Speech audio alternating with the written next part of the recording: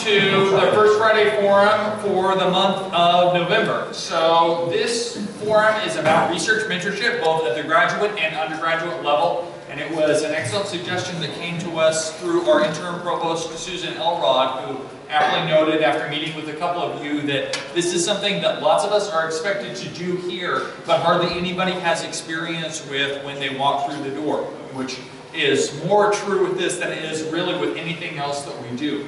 Lots of us have experience publishing, lots of us have experience teaching. Hardly anybody walks in the door having supervised a master's thesis or an undergraduate group that was expected to churn out a series of presentations for public exposure. So I thought it was a good idea. I was happy to rearrange the schedule and recruit some of these excellent people that we have with us here today to share some of their thoughts and experiences about research mentorship. So joining us today, we have Kevin Kelly from Research and Sponsored Programs, who's spoken with you earlier during orientation, but also has a world of experience with this.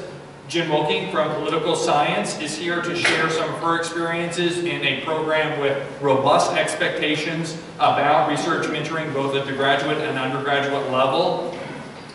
I'll be here sort of on the side, and we are also thankful to be joined with Sharon Barrios, who is our interim dean of graduate education, who has more experience and insight on this than we can fit in the building. So we're glad that she is here, and she's also here to answer any sort of technical questions that come up. What am I actually obligated to do? Or when does the statute of limitations on this expire? So Sharon's our person to answer this, and Judy just joined us as well in the back, so let's say welcome, Judy. I've asked them to keep their remarks short so there'll be plenty of time for question and answer throughout. They both have handouts or things to move through that they'll show you up here on the projector, as well as possibly distribute in hard copy form. So thank you so much. Enjoy the food. Like I said, it's a one shot, and make sure that you're signed in so that we can get you credit for being here. Thank you so much, and let's have a great workshop. Hand it over to you, sir. Okay, well, let me just say a little bit about myself and my experiences. So I am going into my 4th year in the political science department here at Chico State, and I feel like I've had a big variation in my experience mentoring both undergraduate and graduate students. So let me tell you a little bit about that experience. My 1st year here, I worked with undergraduate students in what I felt like was a pretty successful collaboration. They were my research assistants. They helped me gather some data that extended my dissertation research. After that, I was convinced by a senior colleague to take on 2 master's students. And I did so, and those were ultimately aborted attempts at master's theses. Last year, my student completed her master's thesis, so that was my first successful advising of a master's thesis last year. This year, I'm in progress on a master's thesis and mentoring a grad equity fellow. So I certainly feel like I had that range of experiences, and well, I think the ideal is to get to a place where, in this collaboration, it's productive and mutually beneficial for both yourself and for the student. I don't feel like I've achieved that quite yet. I have more advice and experience on how to avoid the other end of that spectrum, which is a huge time suck where you just find yourself saying the same thing again and again to students in a meeting, and multiple meetings. So my main piece of advice, and this is the document that I shared, is to just be very conscientious about screening students. And so, you know, that 1st and 2nd year that I was just kind of willy-nilly accepting students, I was accepting students because other people weren't, and I didn't really know better. And so as a young faculty member, I think it was easy for other people to say, oh, go talk to Professor Wilking, she's new, she's very enthusiastic, it might be a good collaboration or partnership. And I needed to have a lot more discretion and say, you know, here's why we should or should not work together. And so that's why I came up with this document, just to screen students. So before I even meet with them, I send them this as soon as they express any interest. And so this is certainly something that we can email out to the group. But this isn't perfect. This, I feel like, is pretty specific to my discipline and the type of work I do, so it might not even work for other people in my discipline. But if a student's going to be a good match for me, I think they need to be able to answer these questions in a fairly robust way. And so this has really helped me to find students that are going to be a good match for me to work with. Yeah, and then the other piece of advice I was going to give is get on the same page with your colleagues.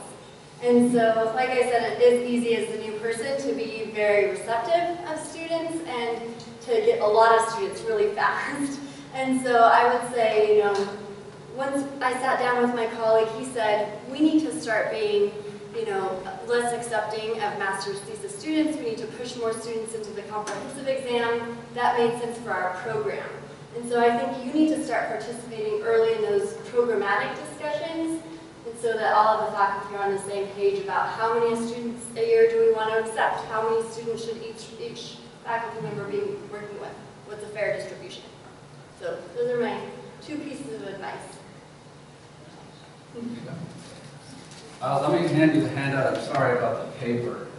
If some of you wanted to go electronic, but let's go ahead and send this around.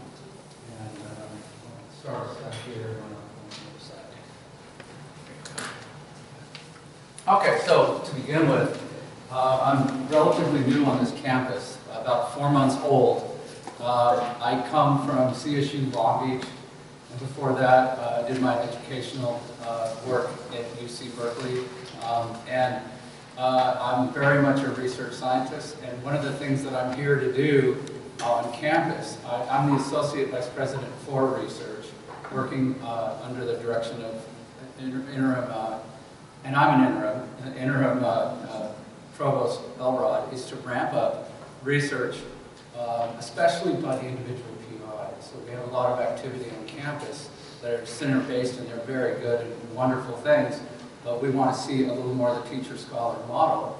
And it can be done, and it enriches your life, and it makes the university's educational system so much more profound. So my own background as a mentor, I'm continuing to be a mentor. So one of the things I grew up with my mentor is when you enter this relationship, it's one for life. And you have that relationship with that student, and it means a lot to the student. I've had a couple of marriages out of my lap. I've been doing this for 25 years. I don't know what romance started under the research bench. I'm an endocrinologist, so we have hormones running around the lab. Those were some of the happiest days I can remember, though, at the wedding of my own students. In any case, I ran a pretty large program. At times I'd have 8 to 10 master's students and 8 to 10 undergraduates. And that's how I did it. I started with 2 or 3, and I worked into a hierarchy system, and that's what I want to go over with you. It's not an insignificant effort, but there are ways to make it so that if you set up a system of mutual mentorship within the laboratory or your program, there's a lot that can be done around you that doesn't require all of that intensive time. That being said, you have to have oversight management. You have to stay on top of it because they are students, and you do need to have constant communication. It's very important. So we had, so I put together this this handout, and I have it up here. I'll keep it up here. And at first, I'm going to put the research office here. I want you to know that when you begin to look for funding, when you want assistance in the faculty, I'm getting through each college. Last Friday, I was at the engineering college with the most recent 3 years of faculty. We're working to get to you. Okay?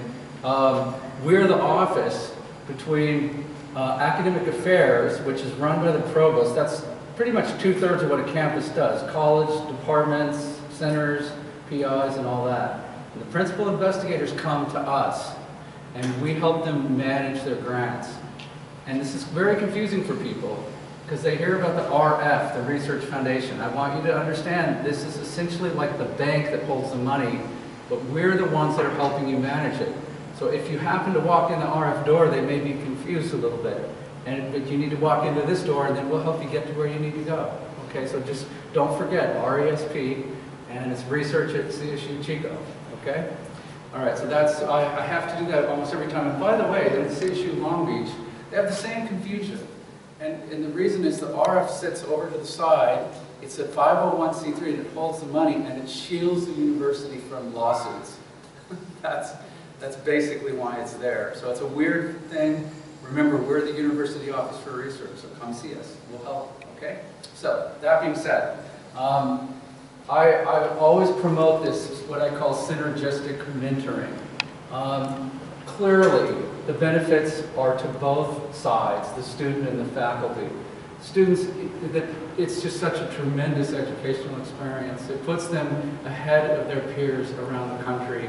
And we do have a strong student orientation at this campus and other CSUs. And you're gonna come back, right? and so that goes without saying. The other thing that it does, though, is for the faculty, it's enhanced capacity. If you structure your lab right or your program right, and you know there's some areas that you need to be pursuing, remember students come into it with a blank, not a blank slate, especially master's students, but undergrads certainly do come in with more of a blank slate. And you can guide them into research areas, and then their independence will flourish, but they need a starting place. And that's your job, to kind of find how it fits into what you want. And that will, if that goes well, that'll enhance your productivity. The hierarchy works really well. You do need to stay on top of it, clearly. But graduate students in the CSU, they represent a more specialization and more focus. And I'm a fan of thesis-based masters for a key reason, is that they're in your research with you, and that enhances faculty productivity.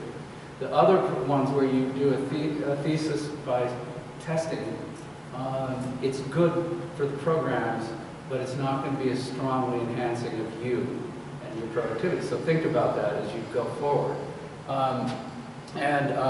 So remember, when you have a thesis-based master's, there's a product in mind, okay? So if you carefully define that, that's an extra arm of your research. Undergraduates, they're greener. They provide wonderful assistance to the graduate students. The graduate students become mentors. And remember, as we become increasingly diverse culturally, sometimes it's really nice to have someone from a Hispanic background, let's say, who can mentor and work with an undergraduate. So that is very powerful. And there's many majority people in the room, but for those who are majority people, sometimes there's ways to enhance the environment. Okay, so undergraduates, they also can become co-authors if they put significant effort in, and it's really, really positive experience for them. Now this is a little more esoteric, but not entirely.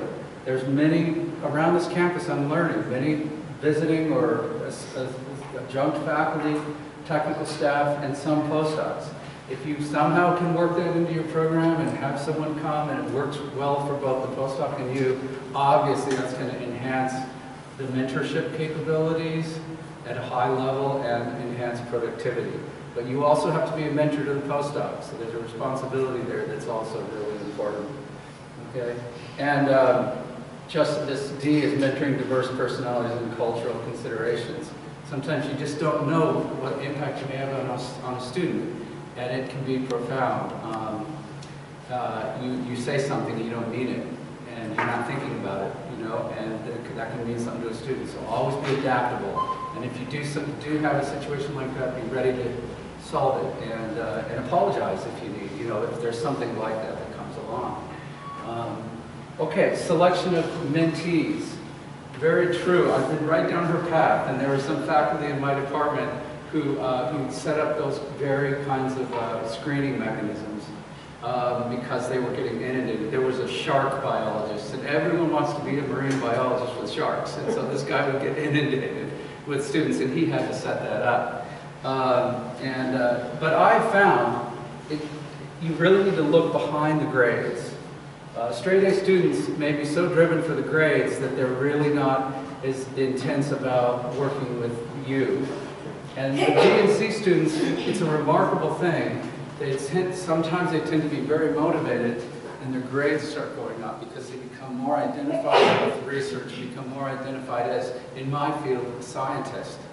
And it works, it really works. And they tend to be very motivated. So look at other factors, perseverance, their interest level in research. And then finally, I just want to say, when you can bring students to conferences and they give posters or talks, that is a tremendous effect, not just on the student who measures him or herself against the national competition. And I'll tell you, back in the 90s, when I first became a faculty, I had my first group and we went to Denver, and I was so nervous because there were people from Berkeley and Harvard and all that, and our students kicked you know what.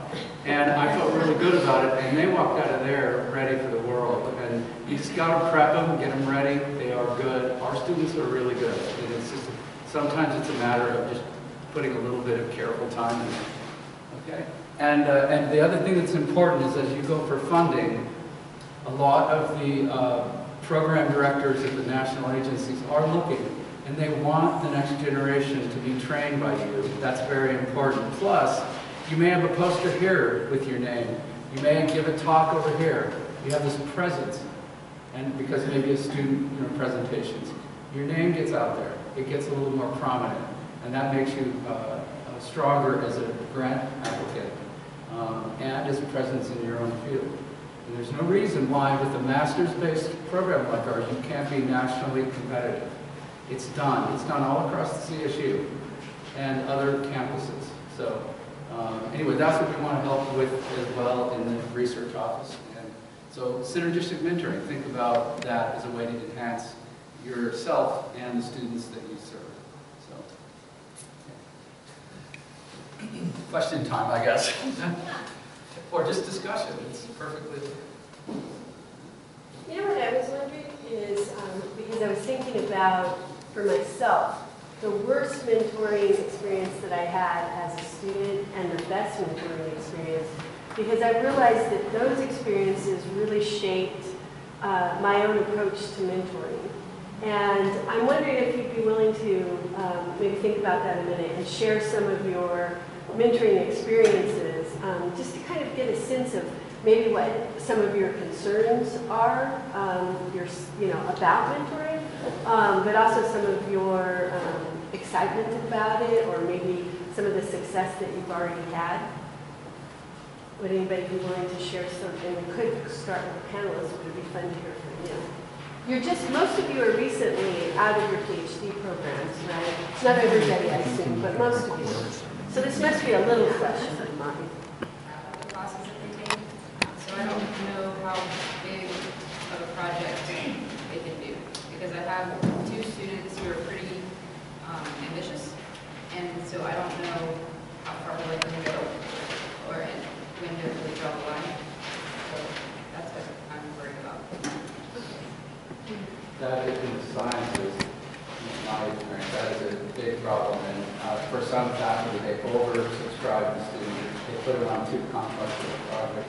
And I've learned that if you give them a really narrow slice with a very tight hypothesis, or however you set your study up with 2 or 3 specific aims, you keep it really tight. What happens, they start doing their research, and all of a sudden new things come up. It gets big anyway.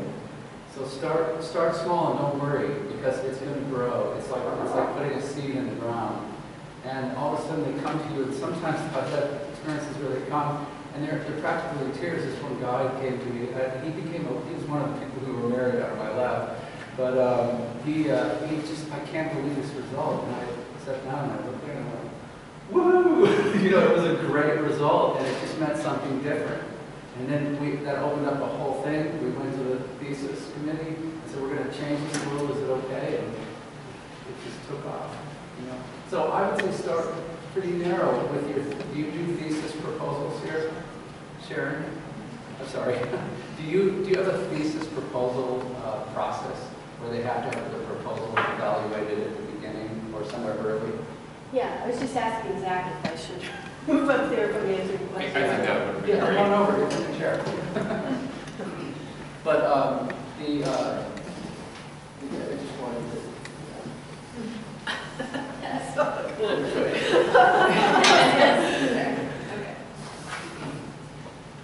Yeah.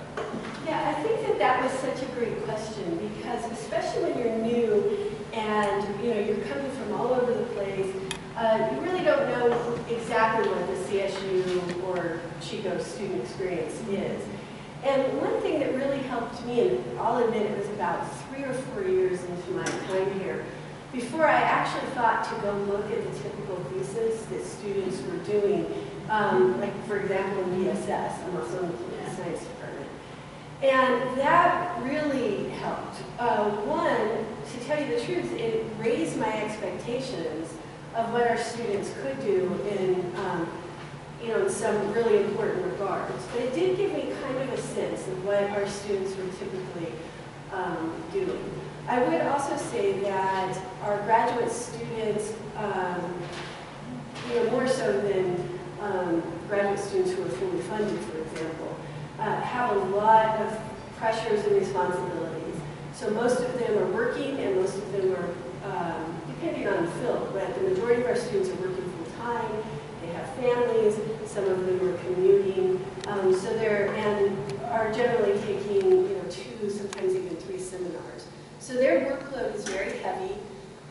They are not generally financially supported outside of loans and some small state university grants that we offer them. So they also have this kind of fiscal responsibility that maybe act as a motivation to be efficient and get through as fast as they can. So I think that understanding their workload and appreciating that is really important. But what I would do as a mentoring that we see is typical across the grad programs, because we do have guidance for you through the graduate school. The Office of Graduate Studies, and I'm the interim dean of that unit now, is a service unit here on campus that's a little bit like the university within the university. So we service graduate students all the way from recruitment and pre-admissions to we organize the commencement for graduate students. We're also the support for graduate programs for your graduate coordinators who are part of our graduate council, and for you as faculty who participate with graduate students. So we're there to serve, and that staff is very committed to serving. So if you have a question about graduate education at any level, just pick up the phone and call us. And we will have an answer for you. You can come into our office and we will guide you. And if you ever have issues or problems, I had a long-time grad coordinator come into my office this morning and say she's struggling with working with a student who disappeared for 5 years and just showed up and said, my thesis is about done. I want a definitive by the end of the semester. And her question was, what is my commitment? Right, and she actually does not have a formal commitment. An emotional one, she clearly displayed, but a formal commitment, no. And so that's the kind of thing we can even help you with. Then I would say, Karen, what was the question you asked me? Oh, about the formal process. Right. So the formal process that guides students is, thanks, that was a very good question actually, is laid out in general for all graduate students in the graduate student guide. And we used to have a paper handout, which I really thought that actual guide was extraordinarily helpful. But now it's on our website. So it's the Chico State website /grad studies. And you should look at the website because there's all kinds of information there that your graduate students need to know. And if you're serving as committee members, you'll also need to know. But it's a little overwhelming. So I would say your first step is maybe just to call us and we'll assist you as you start out as a new committee member or advisor with students. But that graduate guide tells students pretty much every step of the way what the expectations are, where they can find help. We have a thesis editor, advisor in our office. We have access to formatters when they're getting ready to do their thesis and so forth.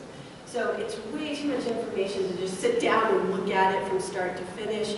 You become familiar the more that you guide students, but the deadlines are different for graduate students, and these are kinds of things that when you're working with them, come to the graduate school and will assist you. And the other best source of information when you're working with grad students is if you have a program in your department, and not all of you have graduate programs, but some of you still work across the disciplines of graduate students. But if you have a graduate coordinator, that is the person, and I hope you know that you do if you have a graduate program, and they're usually so committed and have worked for years with the graduate students, and they'll know almost everything that you will need to know to guide graduate students. Sharon, I have a question. So not having a master's program for some of the departments is not helpful for the faculty research, and, you know, that, in my opinion. How possible is it for any of these faculty here who don't have a master's program, can they use other departments, work with faculty in other departments? Is that a possibility? I mean, you don't want to be in political science and work with the physics department. Right. You know, is that a possibility as we hopefully develop our graduate programs more broadly? Yes, one of our most active advisors to committee members to graduate students on this campus does not have a graduate program in his department, but he serves very regularly. We have a master's in interdisciplinary studies, and I happen to be the coordinator of that. And if you're interested in serving, or maybe even helping, you know, if you'd like me to direct students in your direction, having that kind of connection with between me and faculty who maybe don't have graduate students but would be interested. I often can, the interdisciplinary studies students, the social science students, which is also an interdisciplinary degree, are always looking for mentors. Who's the college that runs this interdisciplinary master's, right? It's me. So it's the graduate division or whatever you call That's it. literally That's a me. great opportunity for those of you right there. That's a great opportunity to get a master's student who you can't otherwise do it. I'm going to remember that because as faculty talk to us over at the research office, it's important they know that resource is there. That's really important. And I'll tell those students really quickly by just saying that they basically are setting up the program with guidance from me and some of the other departments that they're going to take classes from. So they're self-starting, they're goal-oriented, they create some of the most interesting projects and, you know, really like real-world applicable projects. Can So a they're geologist come in though and talk to you about maybe doing interdisciplinary with engineering? Yeah, You're going to be okay with that? yeah, it's Okay. really up to how the departments Great. work. So one of the questions that I have from nursing, is there a kind of company line as far as how do we get credit for the mentoring that we do? Does it go under service? Does it go under research? At what point can it count as research? Obviously, if we're publishing something, but even the amount that we're mentoring, there's a lot of research that goes into how. So I've been at different institutions where that looks different, and whether that is financial reimbursement or whether it's just RTP reimbursement, where does that end up? Yeah. Unfortunately, we have seen a significant decline. I came here in 1999, and we have seen a significant decline in the direct compensation for faculty participating in particularly grad student mentoring. So graduate coordinators, for the most part, and this is very department specific, so it'll vary across departments, but graduate coordinators who are advising all of the grad students in a program will usually get one course release a year to do that coordination, and they look at every student's program plan, they help define committee members, they guide faculty and so forth, so it's a pretty heavy burden of service that they get one course release for. There are a few departments, mostly in communication and education, that bank faculty service on thesis committees. But we are, so in other words, it used to be something like you serve on 3 committees and you get a course release. But beyond that, there is not much kind of formal compensation. It definitely goes down in your RTP record as service, and it's pretty significant service. So we do encourage faculty to count the times that you're on committees, or if you have students that you have encouraged that are presenting at conferences or have participated in grant development, even if those are not necessarily successful, count that. The students that you're advising, even if you're your undergrad students, participate in the student research competition. Count that. Set up a mentoring section as your service. Yeah, I just wanted to echo that last thing that Sharon said. Only in the last year of putting together my RTP document did I decide, you've been doing all this thesis work that counts traditionally, but I'm also doing all this work.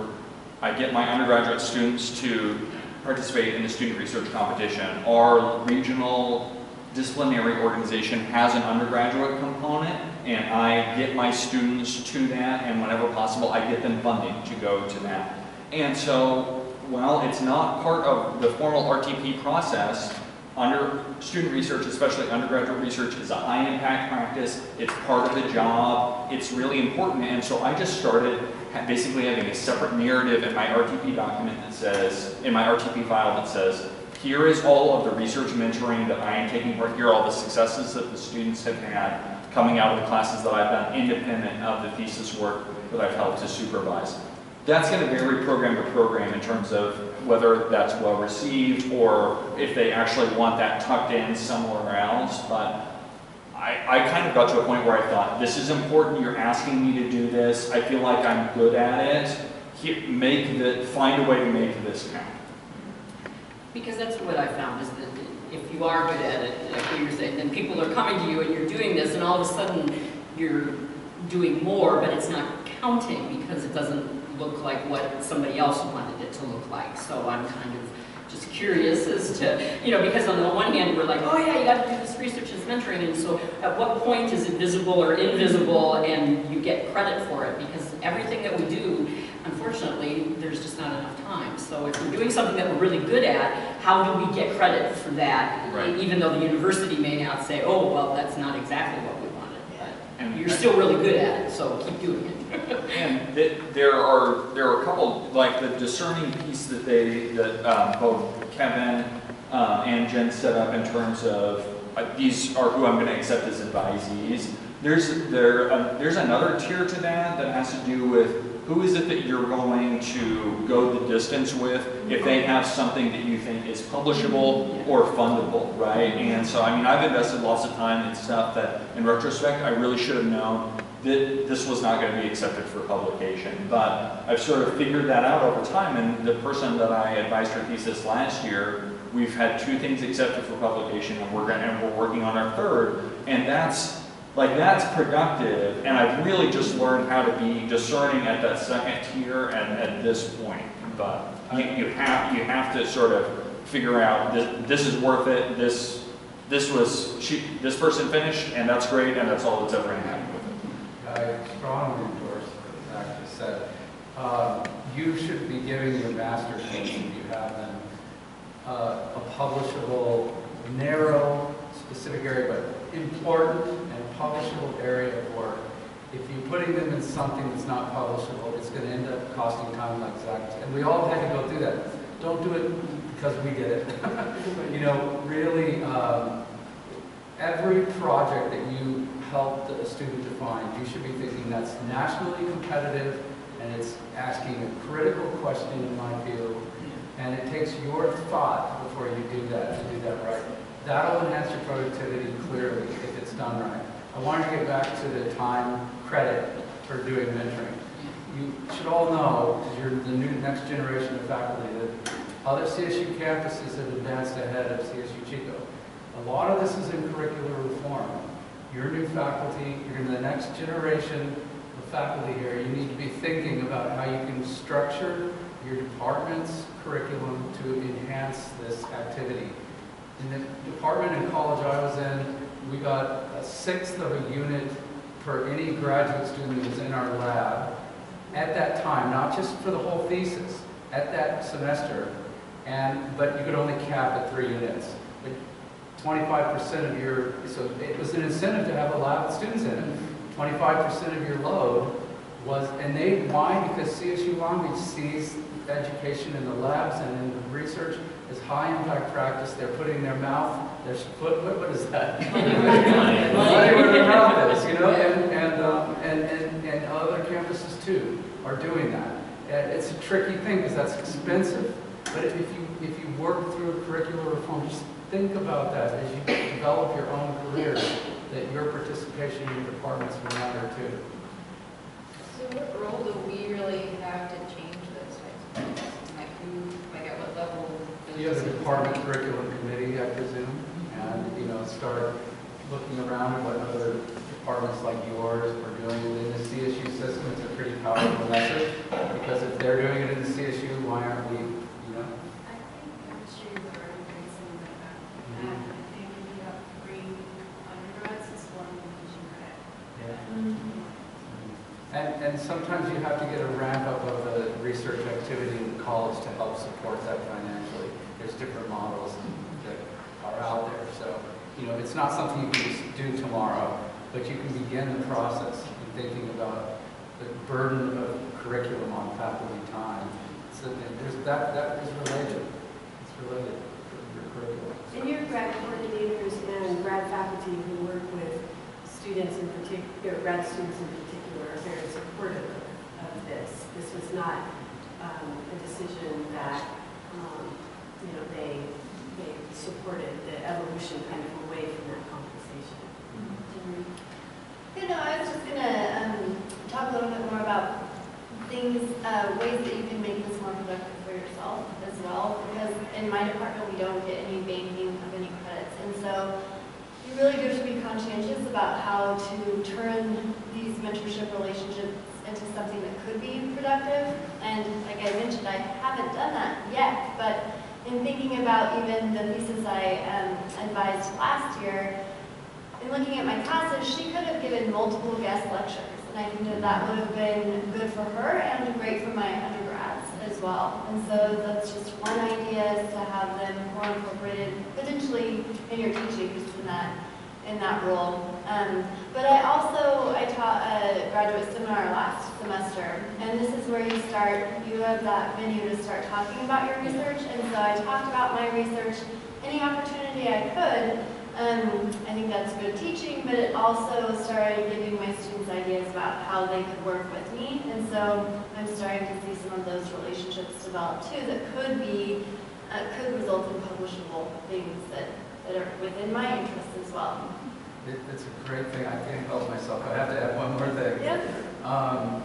You can groom your undergrads to become your master's students, and they have a few years of training in there as an undergraduate. About half of my master's students, I've had 33, did exactly that. They started in my animal physiology class, and then they worked in the lab as an undergraduate, and they weren't quite ready to decide on a PhD or whatever. And they stayed in my lab, and they became very good producers in the lab. So you can groom these students in thinking about, making it more accessible to a broader diversity of students. You start them young like that, you raise their whole life, It's a really good thing. And just to say something positive, I feel like I've been a Debbie Downer here, but on that note, one of my best graduate student that I'm currently advising her thesis, she was my undergraduate, and now she's my master's student. She's going on to a PhD program in research. She's in the middle of applying. And so it's been a great relationship. And she's not doing what I study. It's probably not something that we'll co-author. We might, but she's doing really interesting research that came directly out of my Politics of the Developing World class that she took with me as her, a 100 level class. And so that's been an amazing relationship, and very, very enriching. One last thing, and I think I'm out after this. You do have varying levels of productivity and aptitudes in students. I forgot to say this earlier.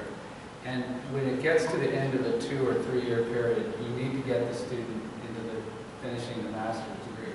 And you have to be willing to let your ego set a little to the side and realize that not all master's theses are equal, and that some will sit on a shelf at the CSU Chico Library, and they're not going anywhere. And sometimes it turns out that these are not PhD projects. And so you really have to be variable. And I've had one of my students in the past, and she was comparing her work to another student at the same time who was not as productive. It's a little tricky, but I explained to her that, you know, what you're doing, you're going forward, and this student, you know, that's not master's level theses are, you know, she's done what she needs for a master's thesis, but you know, what you've done is very special, and you're moving in that direction. It's very hard to explain to a student who's saying, how can that student get the master's at the same time? But you do have to be adaptable in this. The master's is a different kind of a degree, and some are going to be heading up, and some are going to complete right there, and that's it. So. I want to make sure that we have time if we have some more questions from our new faculty. Another question. Go for it. Everyone else does. Okay. So I'm interested in what responsibility we have for keeping a student. Say you sign on a student, they seem very ambitious, you've talked to them, everything checks out, they look great, and then all of a sudden, first or second semester, whatever, they just kind of drop the ball and stop turning stuff in. They don't really, communicate very well. They're not doing what they need to be doing, basically, and it's very obvious. Like, what responsibility do you have to keep them as a student, and when can you draw the line and say, this is completely wasting my time and you're not progressing? In the student grad guide, it tells the students that your committee members are basically signing on for 4 semesters, as long as they're progressing. So I do think that if you're consulting with this student and finding that they're not communicating with you, you would like to take on the responsibility of someone else and so forth, that the 4 semester rule is the safest, meaning that, it's very clearly stated. But we do have faculty who communicate to the students that if you're not responding, I am going to step back on my commitment as your committee member. And so normally that will kind of activate the student, and they might say, fine, I'm not going to finish, or I'm taking a leave, or whatever it is, right? And then you can be released from that. But it is a little tricky, and I think documented communication is really key. The other thing I would say that marries what Jen started off with is have a kind of contract. When I said think about your best and worst mentoring, what I was thinking about was one of my committee members who never responded to me, right? Didn't offer feedback, there was no response to a timeline, and then when it came time to defend, he was nowhere to be found, and stepped out at the very last minute, and just by the grace of the goodness of a faculty member in another department, she came in and served as my 3rd reader. What we didn't have there was a set expectation of when I turn something in, how long is the feedback time, right? How long do I wait for you? And so I really think that working out clear communications with your students, even in writing, and we do try to do that in the Masters of Public Administration program, where we say, here's the typical turnaround time. If you miss this deadline, you can't expect that I'm getting this back to you by set deadline. So that's one way that then you have a document, and you say to the student, you didn't meet your obligation, and so I'm no longer going to be able to meet mine with you. I did want to just quickly mention something when we were talking about resources. Your deans usually do have strategic funds or some kind of funding that you can apply for, and generally faculty who are working with students in a mentoring situation, using them in their labs, or working with them, maybe wanting to hire them as TAs, and fostering the student's success are usually successful and in getting course releases or funding for your own research and that kind of thing. So there are other ways to get compensated outside of just the formal department process.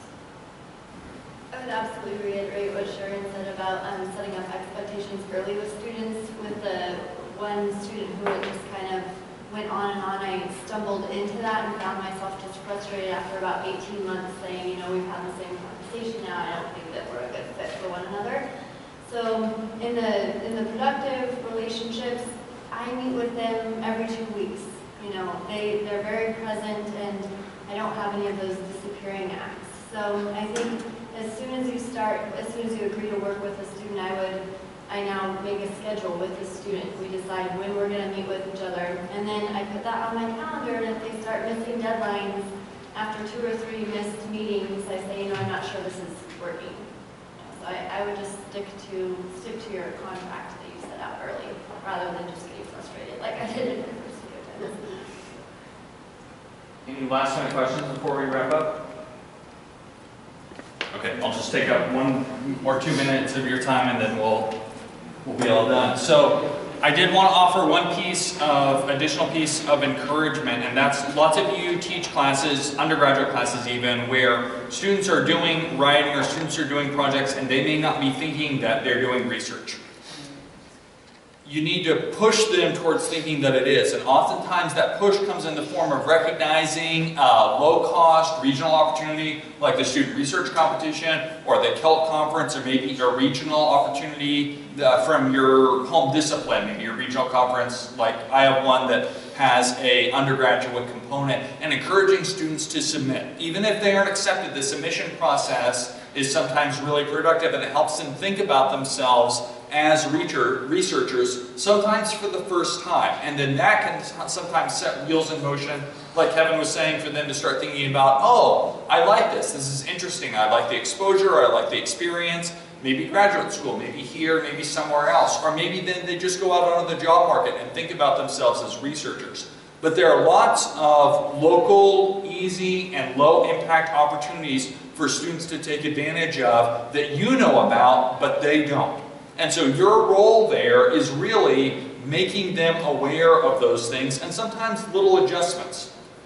Just a quick example, I have historically taught a senior level writing class, and I want students to take their work from that and submit it to our regional conference in the undergraduate division. The timing doesn't work out great, and so I tell students about the opportunity when the semester starts, and then I adjust the final paper deadline for the students who want to submit, so that then they turn their work in early and they get feedback from me so that they can incorporate it prior to submitting to the conference. It's easy, and it's better for me too, because then it means that I'm doing my grading spread out over a longer period of time, and it means that then I regularly have 2 or 3 students from that course that are then presenting at the conference. It's great for them, and it works out well for me too. That's an easy, basically free adjustment for me to make that then allows those students to feel like they're researchers, they can do that sort of work.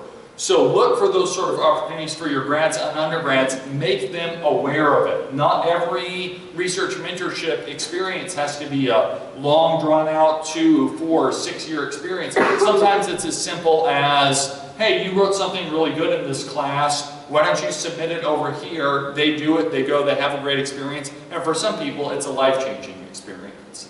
So you're the conduit for that information, whether it is with a large graduate opportunity or sometimes with a modest but impactful undergraduate opportunity.